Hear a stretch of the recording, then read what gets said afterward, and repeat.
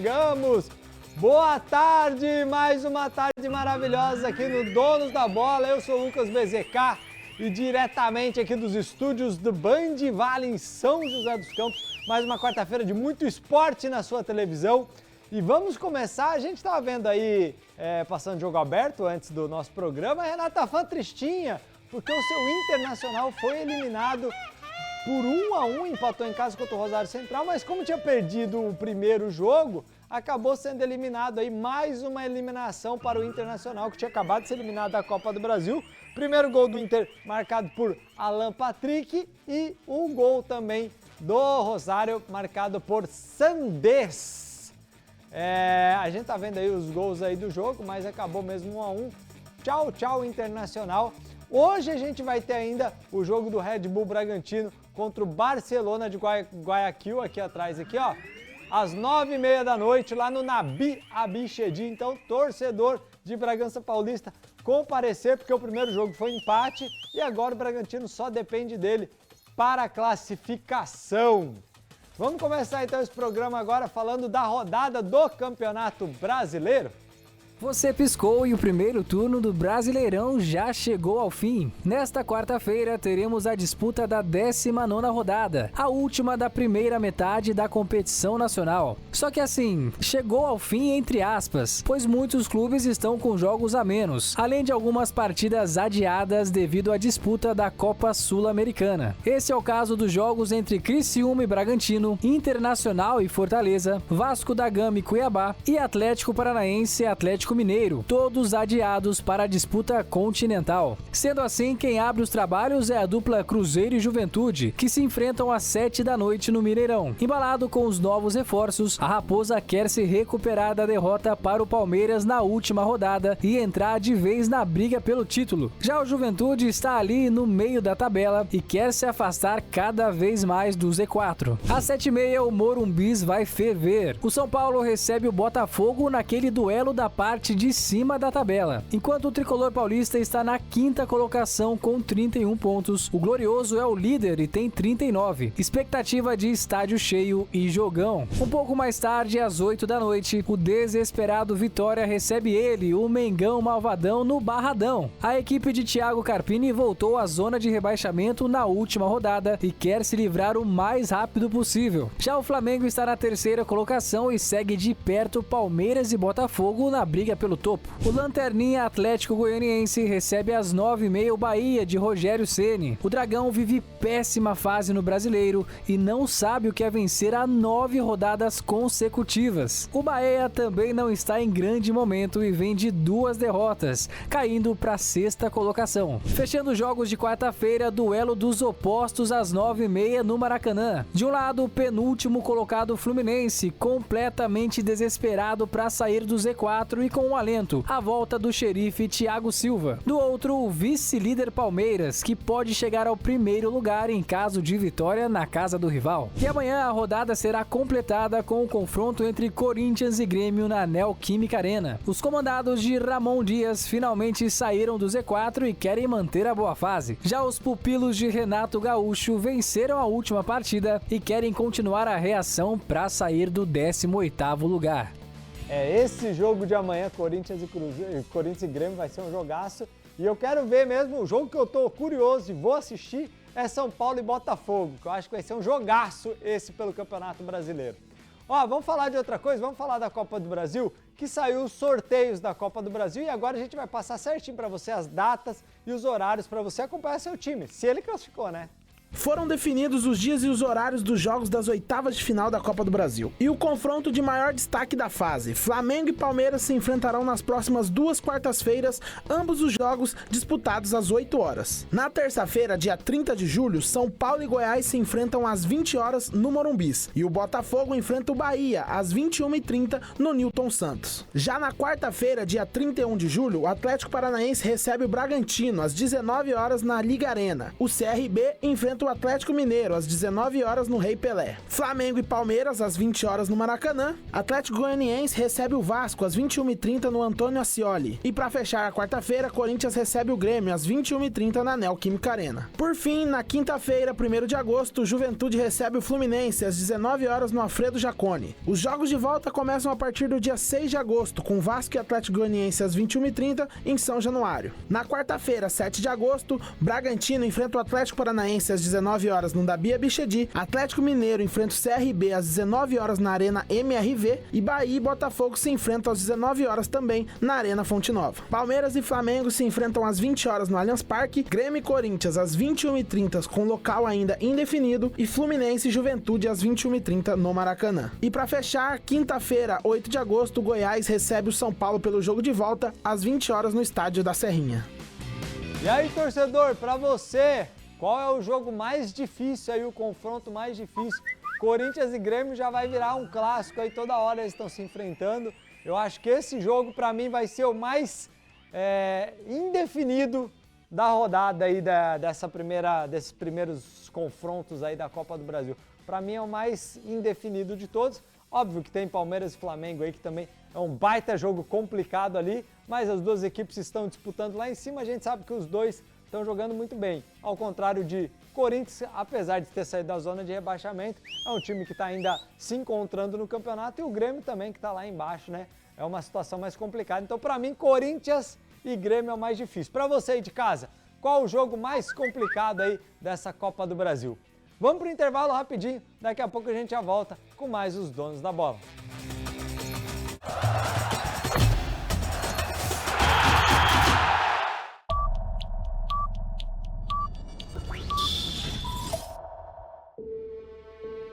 Ter o dom da liderança é diferente de ser um líder. Ser um líder é desafiar todos os limites. É conhecer os caminhos, sobretudo os atalhos. Recordes para um líder são conquistas comuns. Cada conquista é um filme diferente. Filmes com roteiros não escritos, em que o desfecho sempre é o triunfo. Um filme que está bem longe de acabar.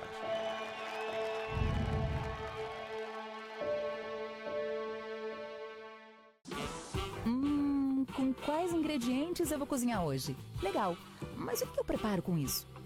Ah, já sei! Vou consultar no Band Receitas. Aqui tem desde pratos simples aos mais sofisticados. E é onde a gente encontra as dicas de sucesso dos nossos programas favoritos. Receita pronta? Adorei, Carol! E a cereja do bolo deste site é que todos os pratos já foram testados e aprovados pelos Ultra e Masterchefs de onde? Da Band, é claro. A credibilidade e relevância do jornalismo do Grupo Bandivale, agora também no digital. Acesse bandivale.com. Faça parte você também.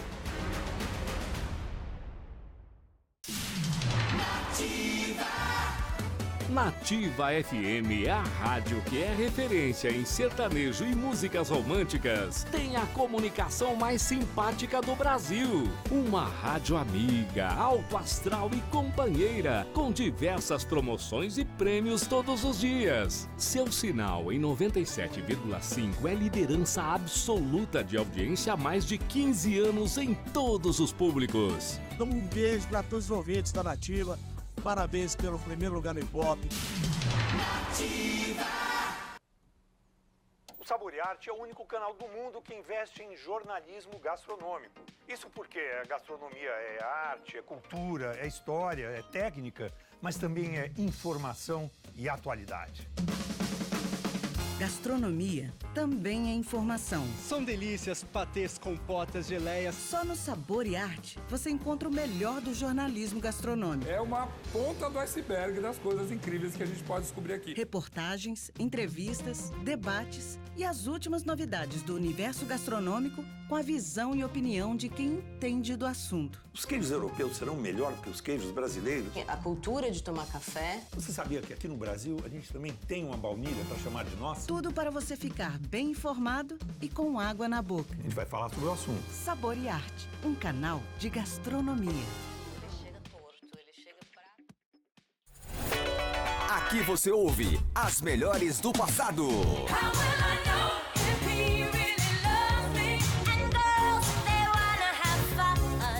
As clássicas que você não esquece. Essa é a Estéreo Vale, que também toca a novidade.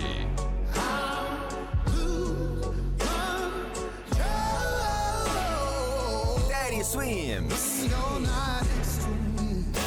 Gui, toca mais novidades. Na Estéreo Vale, a nova da Dua Lipa.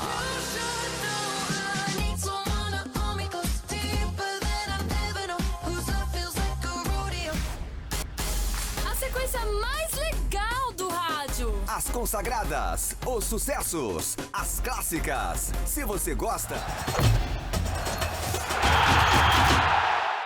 De volta com os donos da bola, agora vamos falar com a nossa querida Edilene, meia do Taubaté feminino. Uma pessoa leve, de sorriso no rosto e com aquele perfil de liderança dentro do time. Essa é a Edilene de França Santos, camisa 10 do AD Taubaté feminino. Carioca, ela desde sempre teve uma relação de amor com a bola de futebol. O que eu gostava de fazer era jogar bola, né? Quando estava chovendo eu jogava bola dentro de casa e quando minha avó brigava aí eu brincava de boneca, que era o jeito de brincar com a minha irmã, mas a maior parte da minha infância, assim, eu brinquei na rua, jogando futebol, soltava pipa, jogava bolinha de gude, né? Tudo que naquela época era coisa de menino eu fazia, e eu só fazia as coisas de menina quando estava chovendo mesmo, que era o jeito de ficar dentro de casa. Com a influência do irmão e de amigos, Edilene levou o futebol a sério com o passar dos anos e chegando finalmente ao profissional. O meu irmão, ele tinha um sonho de ser jogador, né? Ele até disse que ele foi meu primeiro treinador e de fato foi, né? Então ele me incentivava muito, a gente jogava muito futebol junto. E os meus amigos da minha rua também lá na época, então eles brigavam para eu ficar no time deles. E aí, então foi nascendo dentro de mim essa paixão mesmo pelo futebol, com 8 anos. Então eu comecei a treinar mais sério. Com 12 para 13 eu já participava de algumas competições que o treinador, na época, ele foi me colocando para estar junto com eles ali, né, para ir pegando experiência. Então com 13, 14 anos eu já jogava alguns campeonatos adultos que tinham lá. E quando eu estava com 16, eu tinha sido convocada para jogar na seleção brasileira, sub-17. A gente jogou o Sul-Americano no Chile na época, aí ficamos em segundo lugar. Então ali eu vi que eu precisava levar um pouco mais a sério assim, né, o futebol e que poderia me dar alguma coisa em troca, assim. E fora dos gramados, a camisa 10 é religiosa e gosta de passar o tempo ouvindo música gospel. Eu vivo para as coisas de Deus mesmo, dentro do futebol também, porque eu faço parte de um projeto, Atletas em Propósito, né? Então, o futebol está sempre ligado até nessas situações. Eu gosto de ouvir louvor, eu gosto de estar orando. Eu tenho os meus compromissos, né, fora do futebol, que é dentro do projeto. Então, ali, hoje eu faço parte assim, da liderança desse projeto. Então, eu cuido de pessoas, assim como eu cuido também dentro do futebol. Com 32 anos, Edilene começou a jogar futebol no final dos anos 90. Tempos difíceis para as meninas que decidiam ser jogadoras de futebol. É uma época difícil, eu falo para as meninas mais novas hoje que elas vivem num berço de ouro, porque de fato foi muito complicado. E para mim ali já estava até melhorando, então as que vieram antes foi bem pior, né? Então ali eu vi que eu tinha que olhar para o futebol muito mais com amor do que uma profissão em si. E de lá para cá, muitos times na carreira e desde 2021 ela está no Taubaté. E sobre o clube atual, Edilene tem um carinho especial no coração. O Taubaté para mim assim foi de fato uma escolha que Deus fez para mim. O Júnior mandou mensagem para mim, a gente começou a conversar. No dia seguinte eu ia viajar para outro lugar até, mas aí a gente começou a conversar, aí falei algumas coisas para ele, ele falou para mim, graças a Deus deu tudo certo. E é um lugar que parece que eu nasci aqui. Com muita experiência e uma carreira entre erros e acertos, Edilene França deixa um recado às meninas que querem seguir na profissão de jogadora de futebol. Fiquem longe de bebida, de droga, de tudo que vai tirar o futebol de vocês, né? Olhe para aquelas pessoas que deram certo, se aproximem das pessoas que de fato deram certo, né? Confiando sempre em Deus acima de todas as coisas e se dedicando ao máximo, seja o treino que for, a gente precisa dar o nosso melhor para que os nossos objetivos sejam alcançados. Isso aí, parabéns aí para os atletas do Taubaté e para ela também que está indo muito bem aí na campanha Camisa 10 Clássica. Ó, vamos dar um parabéns aqui para São José dos Campos, que faz 257 anos. O nosso basquete, né, a gente vai falar de basquete daqui a pouquinho, é um dos orgulhos da cidade de São José dos Campos e todo mundo sabe da tradição que o basquete tem aqui pela região.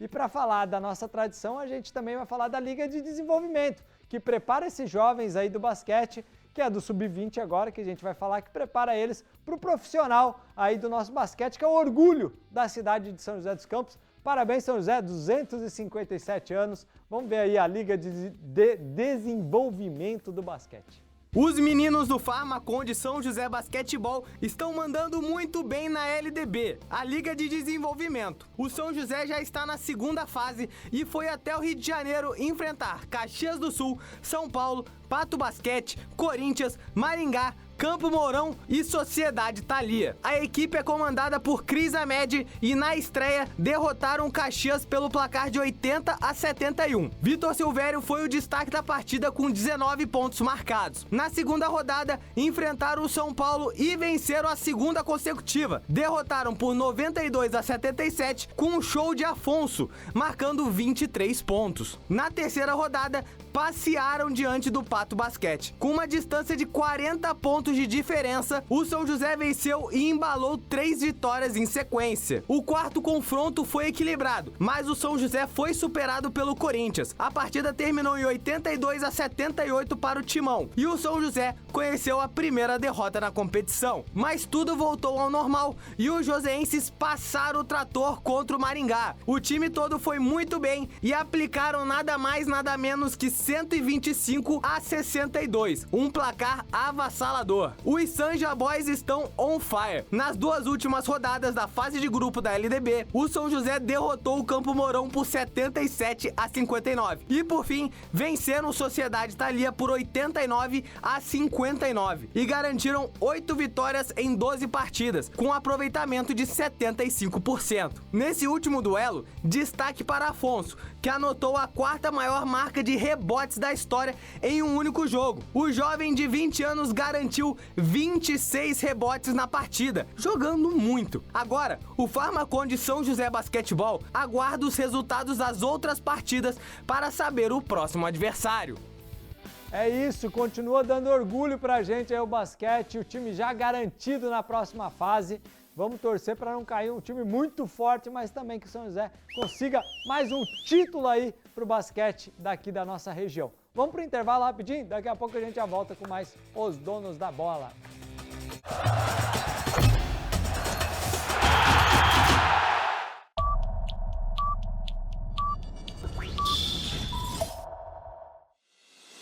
Em um dos principais mercados do Brasil, na região metropolitana do interior do estado de São Paulo, está localizado o maior complexo de mídia, com 3 emissoras de rádio, líderes em seus segmentos, e a TV Band Vale, além de um portal. TV Band Vale, uma das maiores e mais tradicionais redes de TV aberta do nosso país, está presente em nossa região, Vale do Paraíba, Serra da Mantiqueira e litoral norte do estado de São Paulo. Hoje conta com os maiores nomes e eventos da televisão brasileira. Sérgio Maurício e Reginaldo Leme na Fórmula 1 e nas principais categorias do automobilismo, no entretenimento, Glenda Kozlovski, Zeca Camargo, Masterchef e muito mais. A TV Band Vale leva até você as notícias com agilidade e em primeira mão, com 5 horas e meia de programação ao vivo por dia, mostrando o que acontece em nossa região com muita interação com os telespectadores e dando voz à população. E hoje com 12 programas na grade na vice-liderança.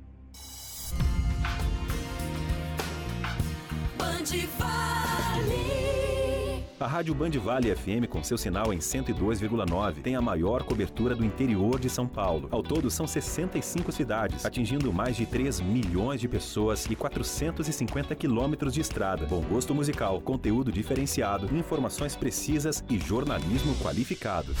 Nativa FM. A rádio que é referência em sertanejo e músicas românticas tem a comunicação mais simpática do Brasil, líder absoluta em audiência há 16 anos, atingindo mais de 220 mil ouvintes. Muito mais jovem e super atual, uma marca forte com atributos diferenciados e conectada nas novas tecnologias, principalmente com você. É aqui que acontecem os grandes shows da região. Acessando o portal bandvale.com. No portal você pode acompanhar a programação da TV Bandivale e ouvir ao vivo todas as rádios do nosso grupo. Acesse bandvale.com, tudo num só lugar. O portal de notícias que mais cresce na região. Tem em seu DNA forte cobertura regional. Com especialistas em entretenimento, o núcleo de eventos do Grupo Bandivale organiza e promove os mais variados tipos de ações, shows e projetos especiais, oferecendo ao mercado opções diferenciadas de patrocínio e projeção de marcas e produtos, e ao público, cultura, lazer, descontração e sustentabilidade.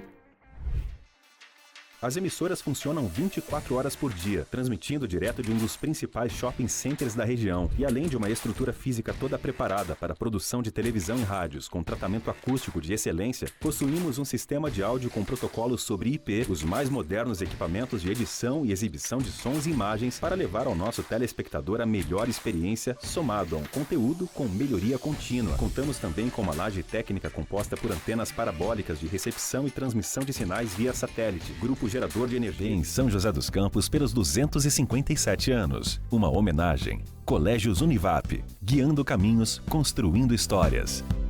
Setipar Empreendimentos. Vem aí mais um lançamento Setipar na região leste de São José dos Campos. Vale Sul Shopping. Criando memórias juntos. PIT. Parque de Inovação Tecnológica São José dos Campos.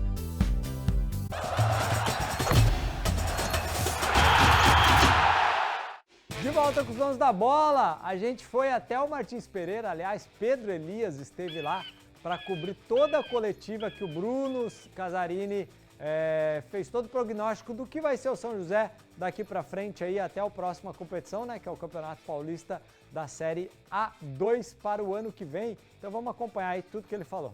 A terça-feira foi agitada no estádio Martins Pereira. Isso porque Bruno Casarini, um dos donos da SAF do São José, concedeu uma extensa coletiva de imprensa. Ele iniciou fazendo um balanço da temporada, falando sobre erros e acertos. Acho que um ponto positivo foi conseguir dar uma condição boa para o clube. Acho que esse é um ponto positivo. Os acessos, é claro, né? Os resultados desportivos do ano passado foram sensacionais. Acho que o início da gestão das categorias de base desse ano também é um ponto positivo.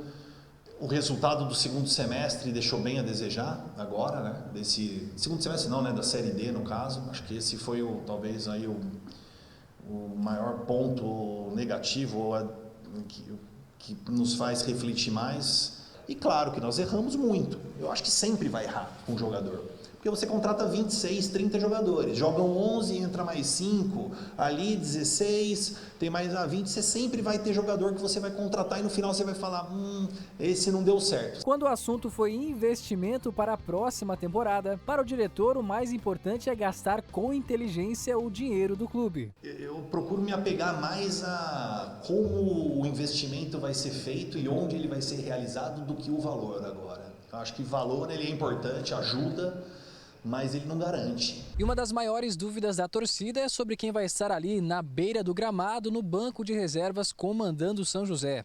Só que a permanência do treinador Sérgio Guedes para a próxima temporada ainda não está garantida. Nós ainda estamos fazendo um balanço do fechamento da temporada, assim já podemos dizer, né? Temos algumas conversas marcadas com o Sérgio, um grande profissional, mas ao mesmo tempo a gente sabe que o próximo campeonato ficou distante para nós, né? Então existe essa janela do mercado que a gente precisa ainda, acho que primeiro discutir algumas coisas aqui no próprio clube e depois também ter uma conversa mais definitiva sobre o que também o Sérgio pensa para o futuro dele como profissional, assim como nós aqui também no clube. Ao torcedor que está com saudades de acompanhar a Copa São Paulo em São José dos Campos, para 2025 as notícias não são animadoras. Nós decidimos não participar da Copa São Paulo. O principal motivo é que o início da nossa gestão nas categorias de base foi agora, em janeiro desse ano.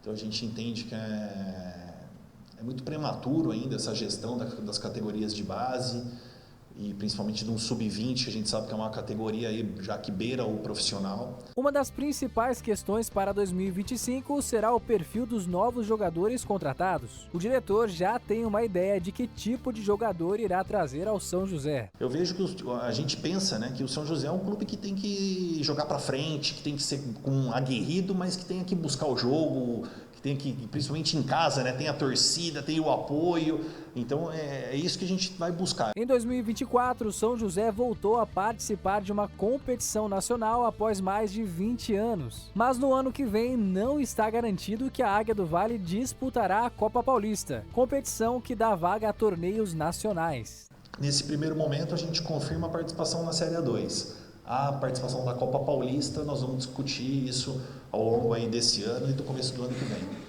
Por fim, a manutenção do elenco com a permanência de alguns jogadores será avaliada de maneira individual. Muitas vezes parte deles mesmo, às vezes o clube recebe essas sondagens. Não é uma situação, é uma situação um pouco delicada. Por isso que a gente pretende trabalhar individualmente, porque tem contrato, mas não tem jogo e, né, como diz um amigo, o jogador de bola tem que jogar. A gente viu, ele disse que erraram bastante aí contratações de jogadores. Tinha alguns jogadores que realmente já sabia que não ia dar certo e mantiveram ali. Tinha coisas que poderiam ser evitadas, mas a gente entende que é complicado comandar um clube de futebol. Mas pelo que o São José era antes da SAF e o que o São José está agora, 1000 vezes o que está agora, ainda está fazendo um baita CT de treinamento lá, só que eles ainda não mostram porque não está pronto o projeto, mas tem um campo, tem 2 campos, aliás, o CT está ficando bem bonito lá, então a gente entende que para o ano que vem o São José pode ter uma melhor caminhada aí. Vamos chamar o Carmo para ele falar também sobre essa coletiva de ontem? Muito boa tarde, amigos que nos acompanham aqui nos Donos da Bola pela TV Band Vale, este que é o mais tradicional programa esportivo de toda a TV do Vale do Paraíba. Carmopédia com vocês no ar nesta quarta-feira, aqui com toda a nossa grande equipe para levar para você o que há de melhor no esporte da região. Pessoal, deixa eu comentar aqui sobre a entrevista coletiva que foi dada ontem pelo Bruno Casarini, que é da SAF do São José, que cuida do futebol do São José. Todos sabem, o Bruno Casarini é filho do Oscar Constantino, que é o dono da SAF. E o Bruno é o manager, ele é o gerente, é o CEO da SAF. Bom, muita gente ficou assim um tanto quanto decepcionado porque esperava alguma informação bombástica. Não ia acontecer isso. Para quem está no meio do futebol há muito tempo já sabe que as novidades não seriam divulgadas ontem. Uns acharam o Bruno um pouco evasivo, achei ele correto.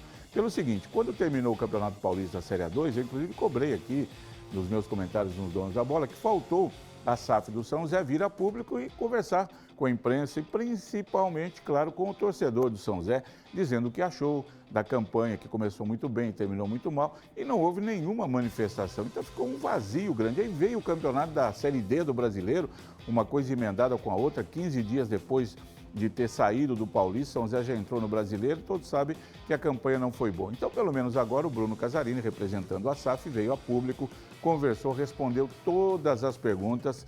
Vocês viram a coletiva aqui, a nossa equipe esteve lá, mostramos tudo isso para vocês. Então, falou o que pode ser falado. Se as respostas não agradaram a algum perguntador, faz parte. Bom, o que ele tem que fazer agora é trabalhar. O São José tem agora um prazo longo, para pensar na temporada 2025. Claro que não pode deixar para resolver tudo em cima da hora. Ali para outubro a coisa já tem que começar a caminhar. Quem vai ser o técnico? Vai ser resolvido. Vai ter um gestor de futebol, um manager, para trabalhar juntamente com o Bruno Casarini? Sim, vai haver, tem que ser contratado esse profissional. O técnico pode ser o Sérgio Guedes? Sim, as conversas estão acontecendo. E os jogadores? A maioria, ou praticamente todos que participaram desse campeonato da Série D, estão dispensados. Para o ano que vem, um novo time, um novo elenco será montado. Então a gente espera com um pouco de calma aí. O torcedor do São José tem que ter também um pouco de paciência para que a gente fique conhecendo tudo aquilo que vai ser feito pelo São José para o ano que vem. E é claro, aqui nos Donos da Bola você fica sabendo, tá bom? Um abraço, boa quarta-feira, gente. Valeu, Antônio Carmo, tamo junto. O nosso programa chegou ao final. Vamos chamar agora o Fernanda Belo, que vai vir com o jornal e todas as informações fresquinhas para você aí de casa, tá? Muita coisa para hoje, hein? Valeu, Obrigada. Tchau. Obrigada, VZK.